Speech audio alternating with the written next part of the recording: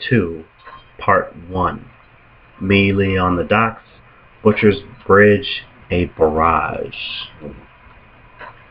I'm coughing up black.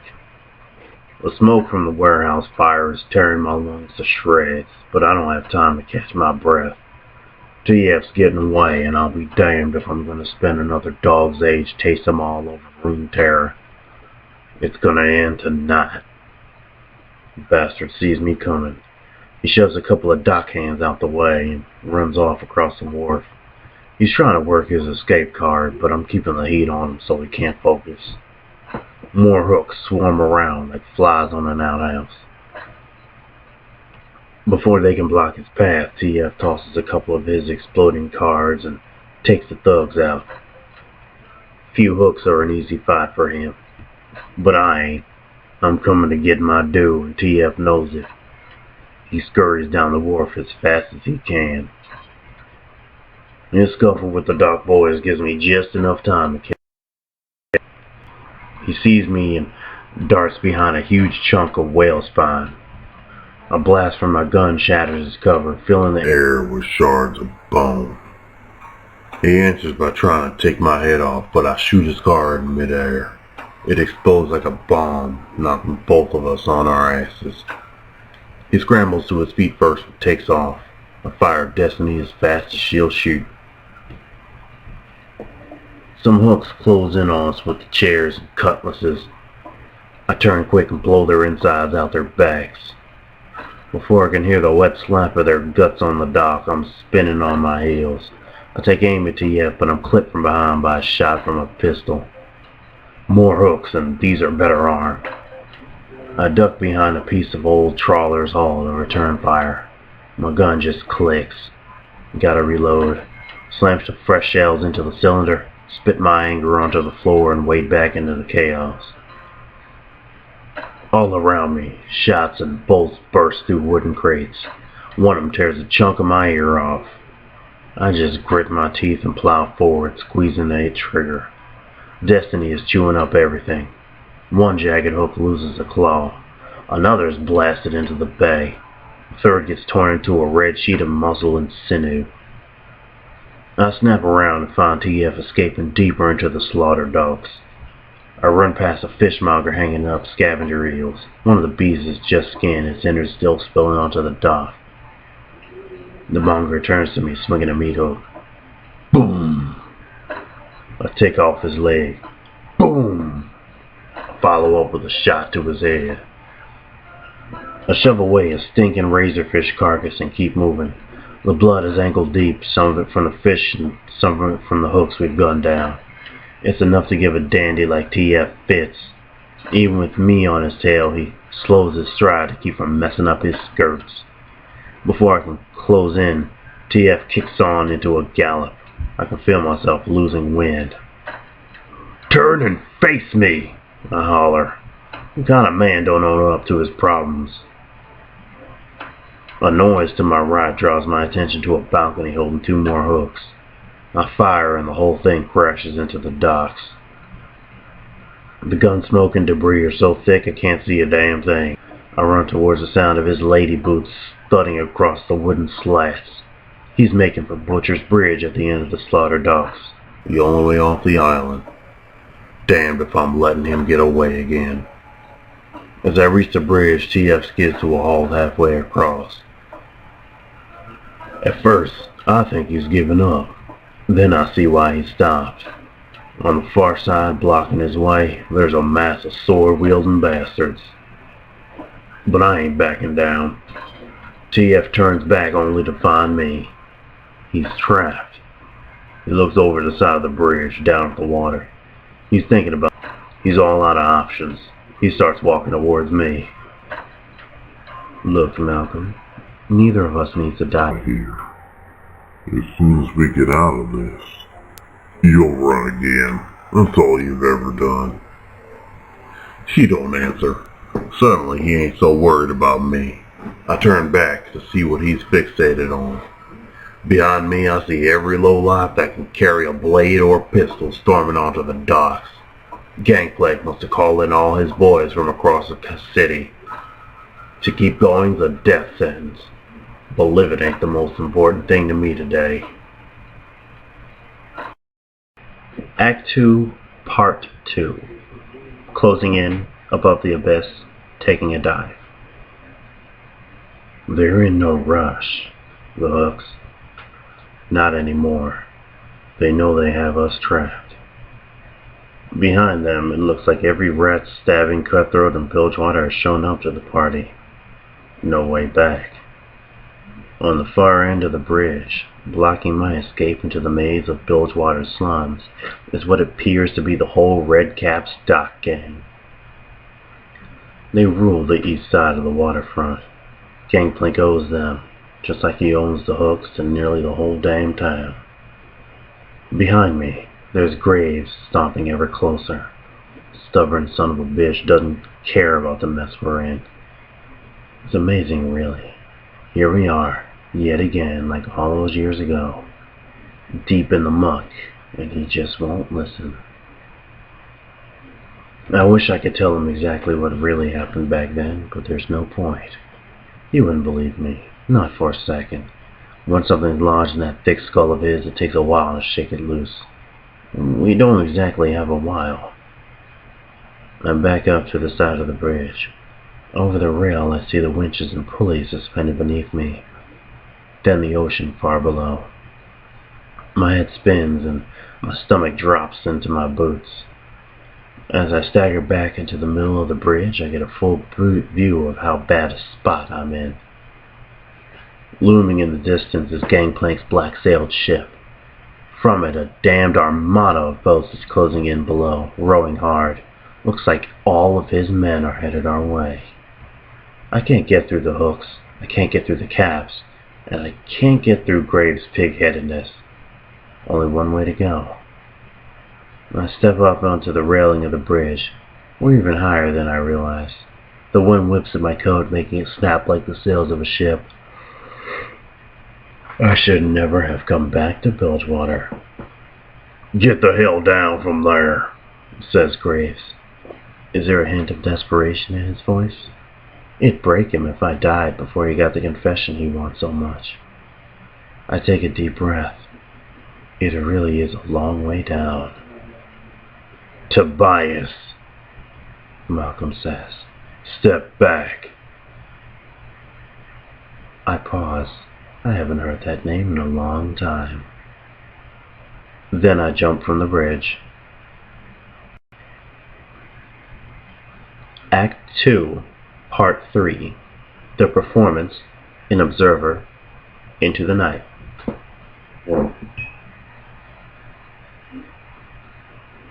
The Brazen Hydra was one of the few taverns in Bilgewater that didn't have sawdust on the floor. Drinks were rarely spilled, let alone teeth, but on this night its patrons could be heard all the way to Driver's Bluff. Men of some repute and even greater means were turning the air blue with wondrous songs at the very worst acts. And there, in the middle of them all, was the conductor of the night's revelry. She twirled, toasting the health of the harbor master and all his watchmen. Her lustrous red hair whipped around, captivating the eyes of every man in the room. Not that they had been looking at anything other than her. No glass had been allowed to run empty all night. The crimson-haired siren made sure of that. But it wasn't the dulled senses of every man in the room that drew them closer. It was the promise of her next glorious smile. With merriment still shaking the tavern, the front door opened. And in stepped a plainly dressed man. Inconspicuous to a degree that only comes from years of practice, he walked to the bar and ordered a drink. Among the clumsily assembled gallery, the young woman grabbed a fresh glass of amber ale. "My fine fellows, I'm afraid I must take my leave," she said with a flourish. The men of the harbor guard responded with loud, No, we've had our fun," she said, chidingly amiably. But I have a busy night ahead, and you all are so very late to your posts. She hopped onto a table without missing a beat before looking down upon them all with triumphant glee. "May the Mother Serpent grant us mercy for our sins." She smiled her most captivating smile, raised a large tankard to her lips, and downed her ale in one tremendous gulp. I'm just going to let that one hang in the air there. Especially the big ones, that's what she said, as she slammed her glass on the table. She wiped the beer from her mouth to a rapturous roar of approval and blew a kiss to all. Like servants before their queen, the room parted. The door was held open for her by the gracious harbor master. He hoped to garner one last glance of approval, but she was lost to the streets before he could look up from his unsteadily courteous bow. Outside, the moon had dipped behind Freeman's eyrie, and the night shadow seemed to reach out to meet the woman. Each step that she took from the tavern became more purposeful and sure-footed. Her carefree veil dissolved, and her true self was revealed. Her smile, her look of wonder and joy, were gone. She smiled, she stared grimly, not seeing the streets and alleys around her, but looking far beyond to the many possibilities of the dark night ahead. Behind her, the plainly dressed man from the tavern was gaining. His footsteps were silent yet unnervingly swift. In a measured heartbeat, he put his stride in perfect unison with hers, just off her shoulder, out of her periphery. "Is everything in place, Raven?" she asked. After all these years, he was still taken aback at how he could never surprise her. "Yes, Captain," he said. "You weren't spotted?" "No." He bristled, reining in his displeasure at the question. "The bay was free from the harbor master's eyes, and the ship was as good as empty." "And the boy?" "He played his part." "Good. We meet at the Siren."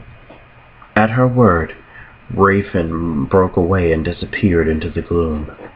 She continued onward as the night wrapped itself around her. Everything was in motion. All that remained was for her players to begin the show. Act 2, Part 4. The Dive, the finest pair of boots, oranges. I hear Gray's roar as I dive off the bridge. All I can see is a rope beneath me. No need to think about the fall or the bottomless black depths. Everything is a blur of rushing wind. I nearly scream with joy when I catch the rope, but then it burns into my palm like a branding iron. My fall stops with a snap as I slide to the bottom of the looping tether. I hang there a moment, cursing. I've heard that dropping into water from this height normally won't kill a man, but I'd rather take my chances on the stone loading docks that's at least 50 feet straight down. I'll die, but it's a damn sight better than drowning. Between me and the stone platform, a pair of heavy-duty cables run from here to the mainland, one forward, one back. Crude, noisy mechanisms power them. They're used to transport rendered-down parts of sea beasts to the markets in Bilgewater proper. The cable strum is a heavily rusted bucket, as big as a house, grinds its way towards me. I let a smile creep onto my face for a second. That is, until I see what's in the cart. I'm about to drop feet first into a seething vat of rotting fish spleen. It took me months to earn the coin for my boots. Supple as gossamer and sturdy as tempered steel, they were crafted from the hide of an abyssal sea drake. There are fewer than 4 pairs in the whole world. Damn it! I timed my jump just right and land in the middle of the chum bucket. The cold slop seeps through every hand stitch of my prized boots. At least my hat's clean. Suddenly, I hear that damn gun bark again. The mooring line explodes. The cart groans as it slides free from the cables. The wind's knocked out of me as the bucket slams onto the stone platform. I feel the foundations of the dock shake before everything flips on its side. The world falls over my head, along with a ton of fish guts. Struggling to stand, I look for another way out. Gangplank's launches are closing in. They're nearly here. Dazed, I drag myself towards a small boat moored on the loading dock. I'm not halfway there when a shotgun blast rips its hull wide open, scuttling it. As the boat sinks, I drop to my knees, exhausted. I try to catch some breath over my own stench. Malcolm stands over me. Somehow, he made his way down. Of course he did. Not so charming now, are ya? Graves grins, looking me up and down. Are you ever gonna learn? I say, rising to my feet. Every time I try to help you, He fires into the ground in front of me. I'm pretty sure I got a chunk of something in my shin. If you just listen... Oh, I'm all done listening, he interrupts, grinding out the words. The biggest score of our lives, and before I knew it, you were gone. Before you knew it? I told you. Another blast. Another shower of stone, but I'm past caring. I tried to get us out. The rest of us saw the job was going south, I say. But you wouldn't back down. You never do. The card's in my hand before I realize it. I told you then, all you had to do was back me up. We would have gotten out clean and rich. But you ran, he says, stepping forward. The man I used to know seems lost under years of hatred. I don't try to say anything else. I can see it in his eyes now. Something's broken inside of him. Over his shoulder, a glint catches my eye. It's a flintlock. The first of Gangplank's crewmen are onto us. Without thinking, I flick the card. It slices toward Graves. His gun thunders. My card takes out Gangplank's man. His pistol was leveled at Malcolm's back. Behind me, another member of his crew stumps to the ground, a knife in his hand. If Graves hadn't shot him, he would have had me cold. We both look at each other. Old habits. Gangplank's men are all around now, crowding in close, howling and jeering. There's too many to fight. That doesn't stop Graves. He brings his gun up, but he's out of shells. I don't draw any cards. There's no point. Malcolm roars and goes at them. That's his way. He shatters one bastard's nose with the butt of his gun before the mob beats him to the ground. Hands grab me, pinning my arms. Malcolm's hauled to his feet, blood dripping from his face. Ominously, the hoots and hollers from the mob around us fall silent. The wall of thugs parts to reveal a red-coated figure striding toward us. Gangplank. Up close, he's much bigger than you'd imagine, and older. Lines of his face are deep and chiseled. He's holding an orange in one hand, slicing off its skin with a short-bladed carving knife. He's doing it slow, making each cut count. So tell me, boys, he says. His voice is a deep, rumbling growl. Do you like Scrimshaw?